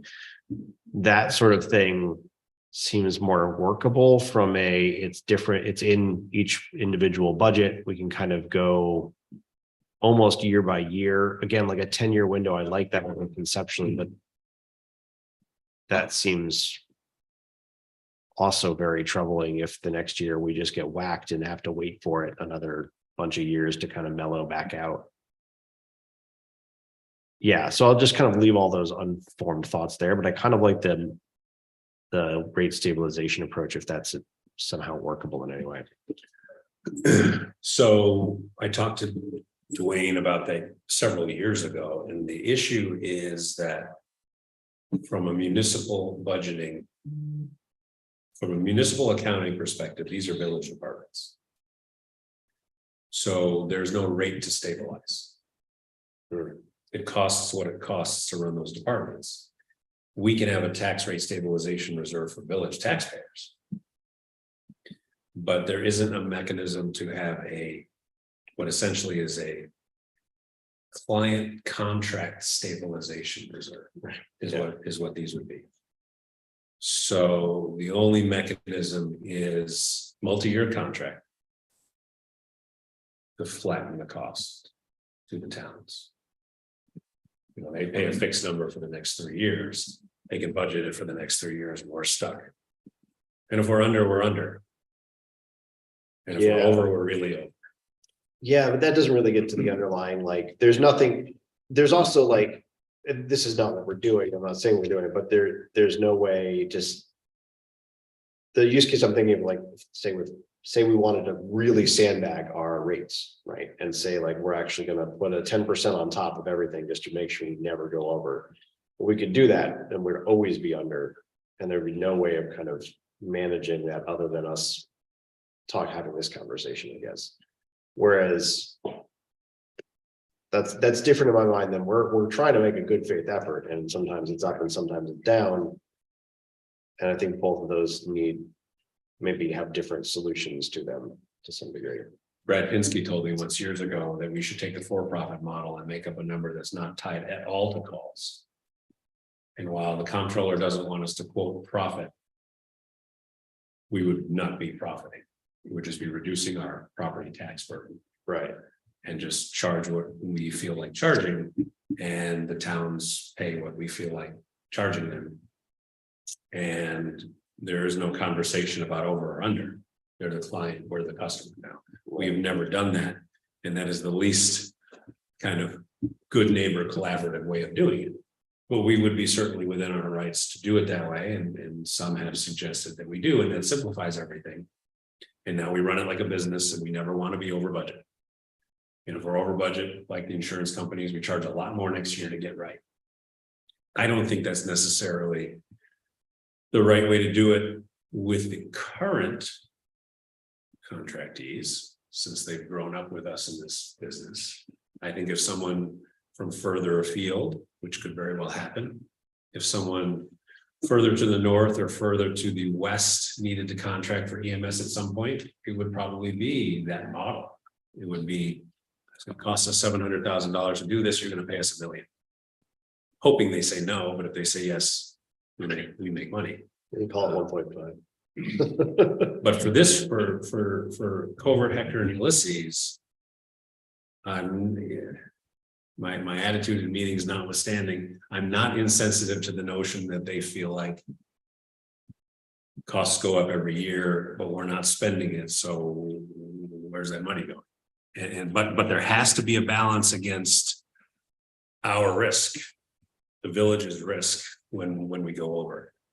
So I think there's maybe two different conversations. One is, do we want to kind of take a step down this path and start working through some ideas, thinking through some option possibilities? I'm definitely for that, and maybe it'd be interesting to hear where other people's heads are at. Then we can also talk about solutioning. I kind of jumped right to solutioning, and I have now even more ideas as we can sit here pondering, but I don't want to kind of go too far down that road until we have maybe more of a conversation on like, is this a path we even want to explore further? So I think that's my cue. I wanted to sit and sort of glory in just the concept of EMS could make money. I feel like we glossed over that too quickly. Such a fleeting thought. It was very so I think I have two thoughts. One is practically it's very, very difficult to do the tax stabilization reserve concept, even if we're calling it something in a different mechanism. Conceptually, it's very, very difficult because of the call averaging system. So we would never be paying back, so to speak, based on what was paid in, right? So in a world where our call volume increases on that 10th year or decreases, for instance, we would not be getting back in according to what we put in. So evening that out is fairly close to possible. I mean, it would be complicated in the extreme to a degree that I don't think anyone would ever trust that we were doing it correctly, right? Like it would be, it's doable, but like the mechanism, particularly over 10 years, keeping track how that gets done is complicated. I would say that's why I don't want us. I think you've got a good point on like why I think trying to somehow give money back, or even conceptually, right, give money back is. So I think for a shorter time frame is more reasonable. So like the youth commission, that model is that every year we have a budget meeting and a reconciliation. So at the end of every year, we go back and we say, were we over under, were we over under? That is doable, but the youth commission model works because there's joint decision making. So in the long time frame, I think we run into this question of logistics. In the shorter time frame, we run into a question of, are we giving up our decision making power? Are we now taking on risks, but then sharing decision making power? Which to me is sort of the worst of both worlds, right? If someone's going to help us make decisions or force us to make decisions in some way, or have any kind of leverage, but then not sharing the risk, I'm very rare. So that is, I think, practically a big hurdle. I think if you had asked me this question 2, maybe 3 years ago, I would have been 100% on board. I think that from the town's perspective, it is unjust, nearly criminal that we sort of get to run our own racket and they sort of have to buy into it, and they don't get a seat at the table, and they don't get to influence how these numbers start coming up with, and all of those criticisms, I think, from their perspective, are legitimate. I think your response in those meetings is absolutely correct, that we own the risk, we own the department, we administer the department. So it's just the way it has to be. Whether we take Pinsky's model or we go through this sort of best effort budgeting expert, experience that we do. Either way, it's the same underneath. The structure is the same, and the structure is what business, regardless of how we present. 2 years ago, Hector's calls increased by nearly double. Their share of our costs went up by, I think it was almost 40%. I don't remember that. It was astronomical. I went into that meeting and asked the assembled municipalities if we could collectively, for the sake of altruism, try and defer some of that cost. And the reason I did that is because the argument from the towns has consistently been, we are in this together. This is a cooperative model. In 2012 or 10, when you created this department, we wanted to do it together and you didn't, you took it from us, but fundamentally it's cooperative. Right? And so in that moment, for me, it was a test. It was, is this a cooperative model? Are we in this together or are we not? And a resounding response from that room was, we are not in it together. Pound salt. Yeah. Right? Like resounding. People laughed at me in the moment. So for me, the idea that we would then take it on ourselves to say, hey, we're in it together just out of the benevolence of our hearts. And again, sort of eschewing our fiduciary duty and our, I think, the attention that we need to pay to the risk of our organization, right? Our taxpayers, to me, is very counter to, like, it exposes the risk, right? Because if we now are altruistic, they then can choose not to, right? We can never take it back. And they have not given any indication as a group that they would be altruistic, right? We have no reason to expect reciprocity there. And that makes me very, very worried. So I think as a human being, I'm very compelled by this argument. As a government official, I find that there is insufficient evidence to think that there's goodwill enough to make it work. And I also want to note the irony that in the meetings, you are the rough voice, and you have circled all the way around here. So on behalf of these ungrateful partners, thank you for circling that. But no, for me, I personally gave that choice. It was a moment that I thought we can turn and we can be all in it together. And it was no. In that moment, I want to point out also the village did increase our contribution. We agreed as a group to increase our costs so we could defray and reduce the costs during that budget year, because their costs were astronomical. But the others didn't.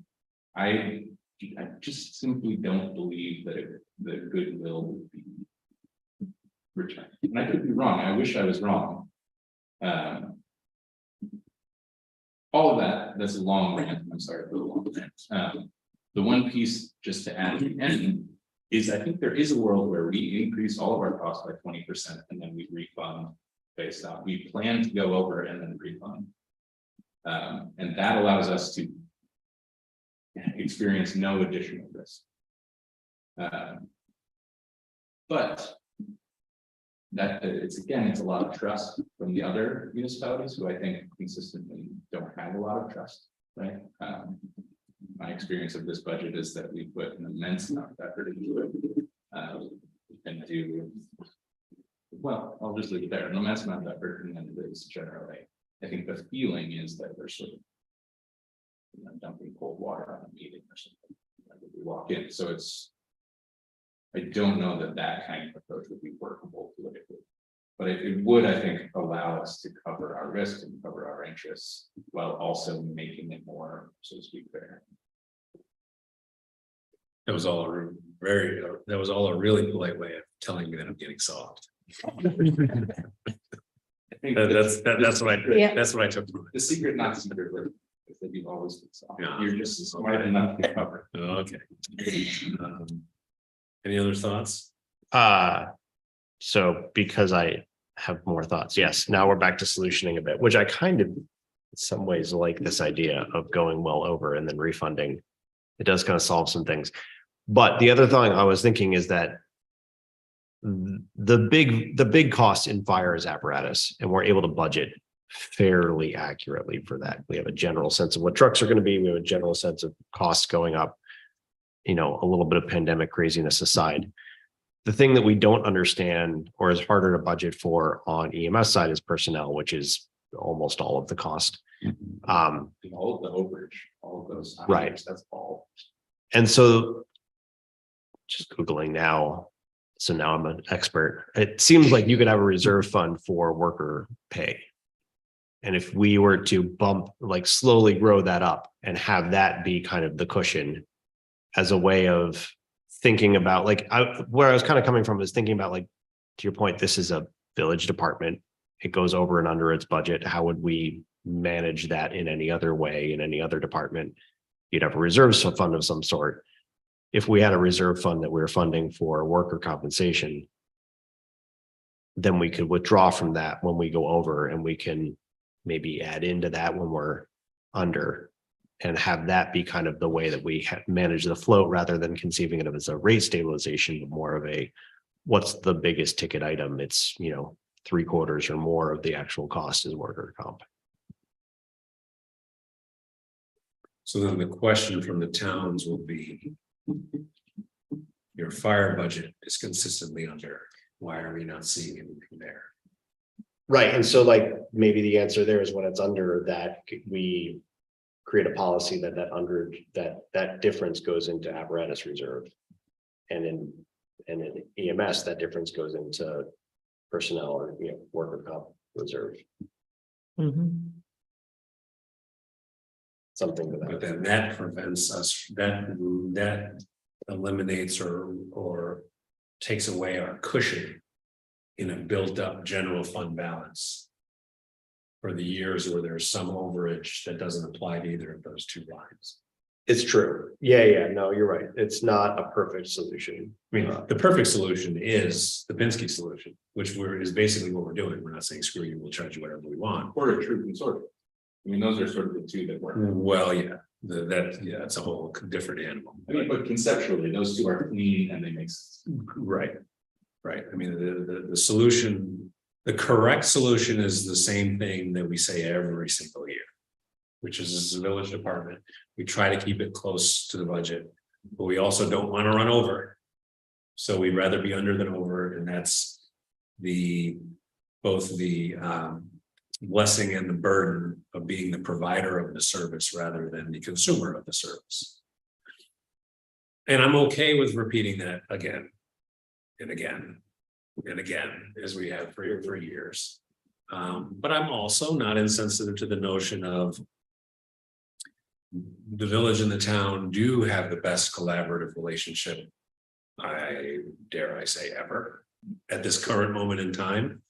That if ever we were going to try to soften this, and again, it's policy, not law, so any future board could change it. If we were ever going to try to soften it now, it would be a time to consider it. And again, I don't have the solve clearly formed, but it's more of an open question as to whether it's worth the time and the bandwidth it'll take to try to develop. I think I'll walk back a little bit of what I said, because I think, frankly, if you're thinking of this, then I feel like that's a good cause to maybe give it some thought. And I think, in full disclosure, I was personally offended by that meeting. That was, to me, that was really a betrayal of the altruistic piece that I think initially brought me to go. But I'd be willing to give it some thought in terms of how we make it work. I suspect that the end result is going to be the towns should have their own tax stabilization, and I shouldn't do it. But I think it's worth thinking through. Yeah.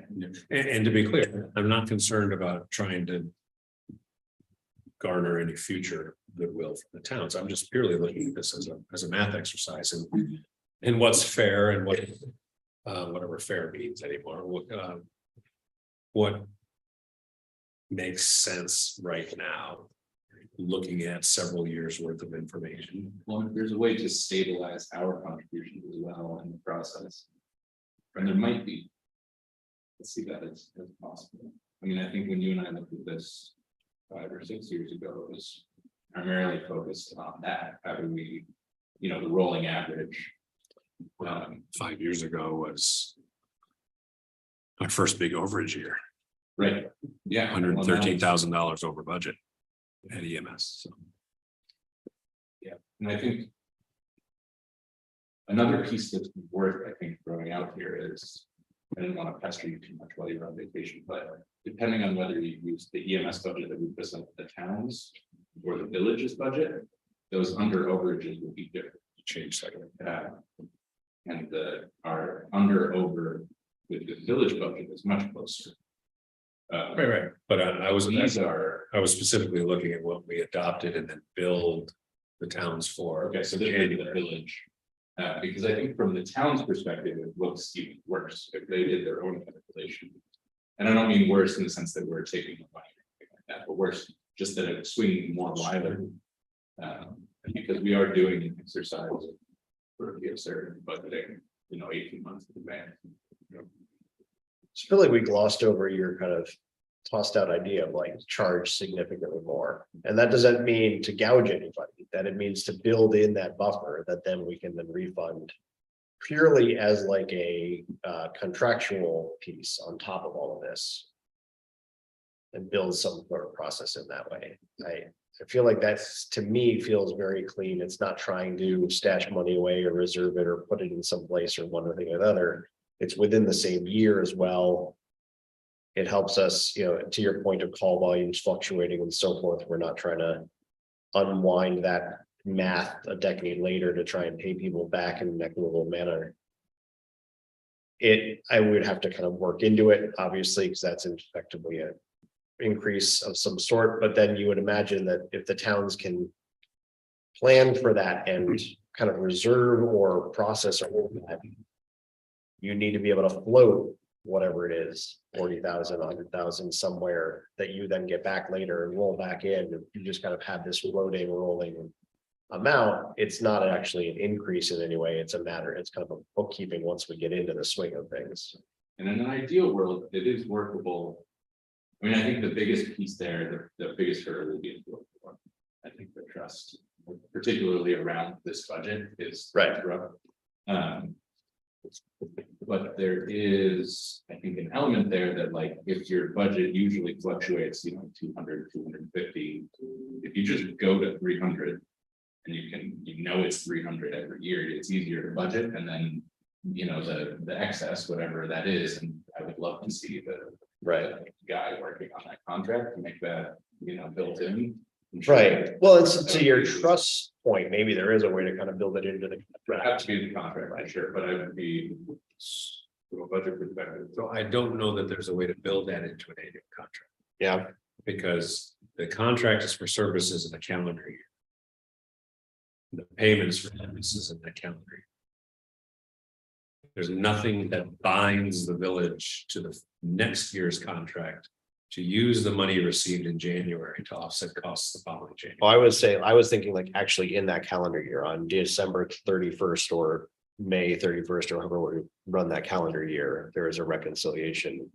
No, I'm saying, the math works and we can do it out of goodwill, but there isn't a way for us in October to approve a contract which we charge the towns for and they pay us for in January. There isn't a mechanism for us to force next year's board to use that money to offset the following year's contract. Because the money's paid into the general fund. I was thinking of like legit, like literally giving them money back. Maybe, or I feel like It's the contract piece that's hard. We can't force ourselves to do it, right? But we could. I don't see why we couldn't structure a contract that says you will pay us X dollars, and at the end of this contract, we will reconcile our actual costs versus the X dollars and refund. Because we are not on the same fiscal year. So we could do it if we stagger it, right? So we sign a contract. It'd be a multi-year contract. Well, but no, so it would be, we would sign a contract for. Say the one we just signed. Then when we pass our, they pay in January, we pay when we. It would have to be a multi-year overlapping contract, which you could It do would be two. 2 years. Two, Right. at a minimum, right. which is not a terrible idea, but whenever I float the idea of multi-year contracts to the towns, they really don't like that because, for whatever reason. But I mean, it is, this budget is a source doc. I mean, I can. The leverage is tricky, right? If we raise, that is a very good way of sort of hoarding our control over the department, which is something that we recognize as our job. That's something that is, I think, somewhat offensive or cumbersome to them. So there's a sort of structural built-in friction between our interests on this point. It's a very tricky. But I think it's notwithstanding what I said earlier. I think it's. So you're saying it would good be, thing. it would be a 2-year contract to kind of cover everyone's overlapping ridiculous Mhm. budget seasons that we have. And then probably have those overlapping as well, right? So then, yeah. Which, they might gripe at multi-year contracts, but if the result is something that they see as more equitable, maybe Then they're they might. interested. Mhm. the problem then becomes EMS is always the issue, right? So. We're trying to project out 2 years. We're trying to project out 2 years, and then sooner or later in some 2-year overlapping cycle is the year that we add a second rig full time. Right. Now we eat that for potentially Murphy's Law says it will happen at the beginning of one of those cycles. Now we eat that for 2 years. 2 years. I think that becomes, Yeah. there's gotta be a way around to calculate around it, but. I have a question. Would you only be using audited positions for the calculation of that? Never. Yeah, we would use our, So depending then- how far back we go. So what's problematic, this thing,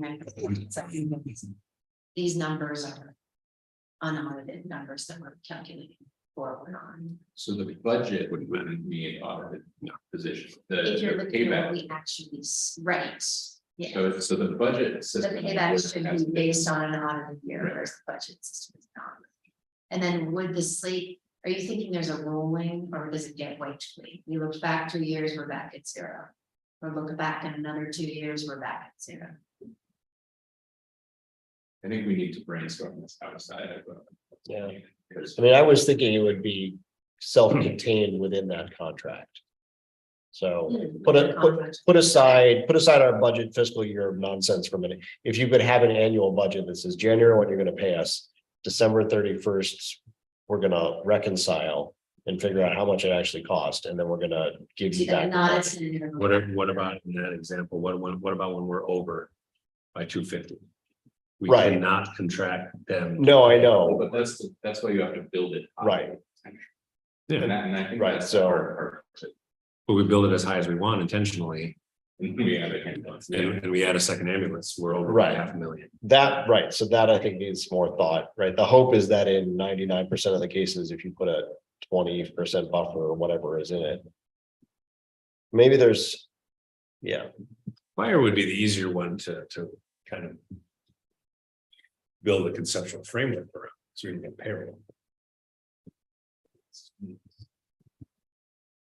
yeah. Keith, any thoughts about the 78th percentile? Well, it appears essentially. I mean. We're talking about fire here because that's the one that seems so egregious. Not so much EMS. I mean, my question, maybe I missed this. What is the biggest factor in whether fire is under budget like this or not? Is it strictly calls? No, it's whether chief. Whether the fire chief spends all of what's allocated. Is there a reason we're not spending our budget? I mean, we're not spending our budget yet we're fundraising for equipment. That seems to be a little weird. In some prior years, way back when, those underages were added to reserve accounts. We have not done that. Certainly not since COVID. Probably not in the last 6 or 7 years.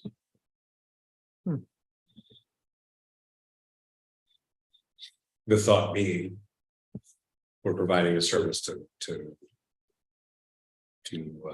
clients, to customers. And when we're under, we keep the difference. The towns each put $500,000 in escrow. I don't know, I mean, if there's a way to do these contracts to help it be equitable, I guess. There's merit there, but if there's one thing, I haven't been intimately involved with the management of either of these departments, but there's one thing I've learned in my time on the board, that these are two very unpredictable areas for any municipality right now. And as crazy as it seems at times, it seems like we have two of the more stable departments in upstate New York. And despite our mayors grandstanding around the state, asking for funding and getting state representatives to pay attention to this issue, it doesn't seem that it's still being taken as seriously as it needs to be taken. All that to be said, we're the ones on the hook for this. Right. So all that instability eventually comes down on us if we have a crazy year, if something really goes haywire in the state, or 3 more ambulances in the region go down suddenly, and maybe all that can be recouped with these contracts that you're talking about, but so I guess looking at the spreadsheet, I guess you can make an argument some of this is broken, but I don't know. I still think there's a lot of risk being taken by the village. Yeah, I think that circles back to your point, Ben. About the risk involved. Yeah. I mean, what these numbers also to some degree don't show is the extra, I mean, I don't know if you can quantify it, but the extra effort going into lobbying for support, trying to find ways to keep this all afloat, that the village does, that Ben does, that Roaring does. I mean, you're the ones, everyone, I guess, but more so you both, are the ones that have done things like get Joel where he's at to help all of this, right? That wasn't done with all the other towns, right? That was stress and labor that you took on. Right. There's a lot of sweat equity involved in that, and a lot of goes into managing these departments and meeting with personnel and dealing with the. I don't believe either of you are on an hourly rate.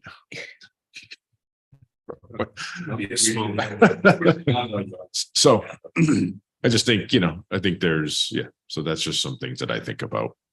And I'm totally open to really creative ideas that help balance this, but I won't lose sleep at night if we continue to do things the way we've done it. So at next fall's fire and EMS meeting, I will say, I tried.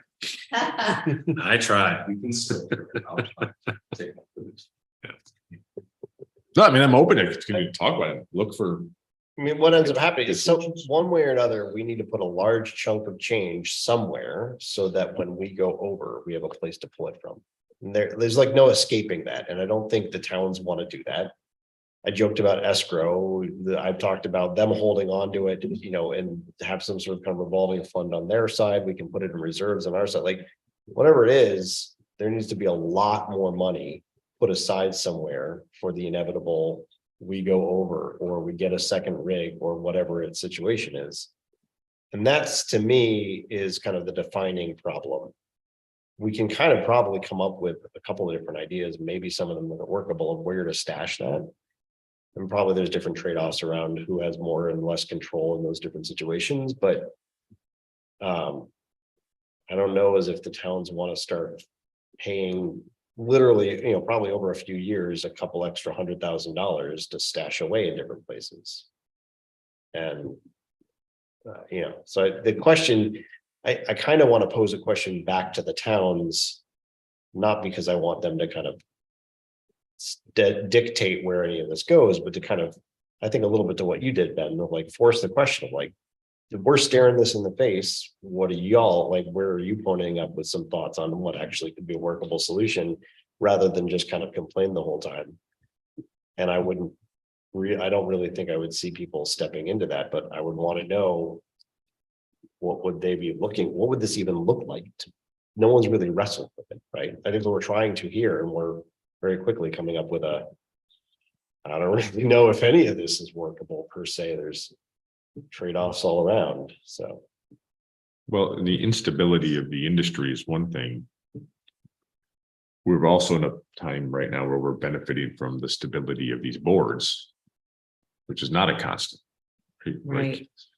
If Covert has a coup and decides they don't want to pay their bills anymore, like, I don't think that's going to happen, but Right. like we do have a good relationship with the town supervisor, boards change over, like these boards, a lot of these, at least the time that I've been on this board, those meetings in the fall have been mostly the same faces. And that's got to flip at some point, right? Sounds like some of these other ideas would rely on kind of that stability too, people continuing on. So they're continuing on the agreements, which may or may not be legally binding. So what would Guy say?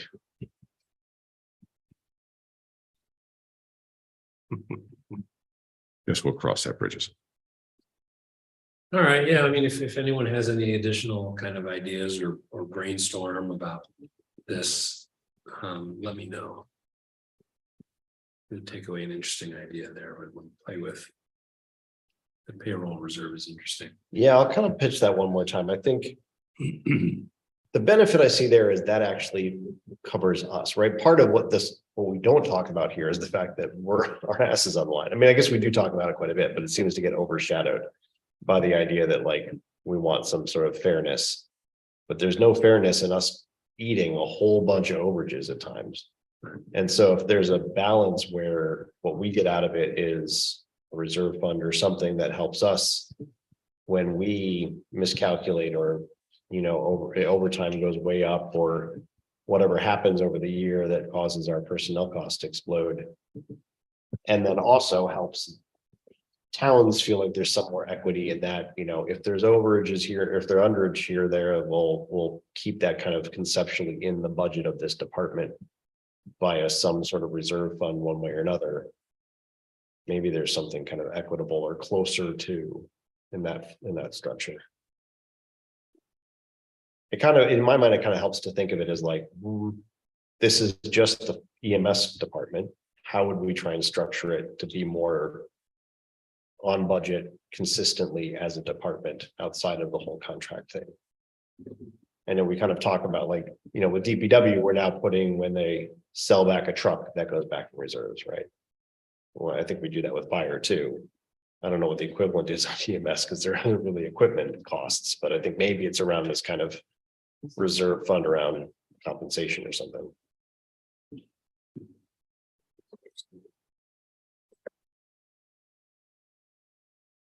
Okay. More to ponder.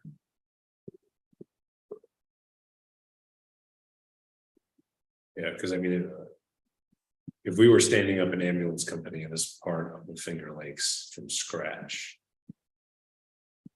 I don't think it would be structured the way we have it. I think if we were standing up and not being as part of Absolutely, but if we were, if money were no object, we're standing up an ambulance company in between Waterloo and the city of Ithaca with capacity outside that. I don't think it would be a municipal department. unequivocally. It would be some kind of a hybrid, for-profit model. So that, but I don't know that we can get there from where we are. I think we're stuck with the structure we have for now, anyway. All right. Any other items of new business?